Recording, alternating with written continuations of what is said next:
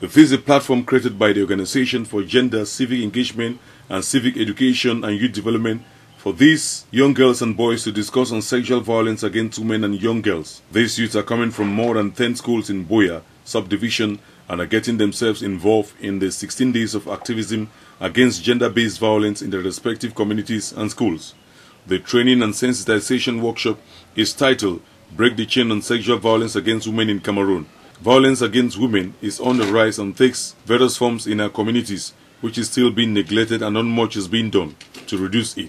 This environment, which is out of the school, gives the youth the opportunity to learn informally from ideas of other friends, not necessarily from the same schools, but from different schools, on violence. First, most important thing we intend to achieve with these 16 days of activism is to sensitize our communities on the ills of sexual violence and to let them know that it's punishable by law.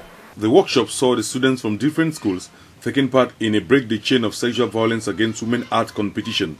Many students came out with poems, all written to warn against violence on women and girl child.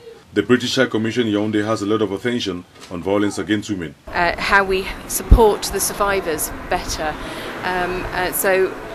We've got a huge amount of international support for this initiative, and it's gratifying to see it all taking place here today in the local communities as well as at the international level.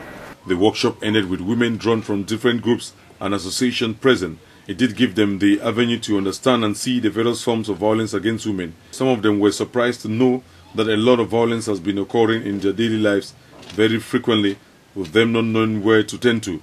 This workshop was very much appreciated by them, as it was an eye-opener, making them to take a firm stand in reporting acts of violence in their respective communities.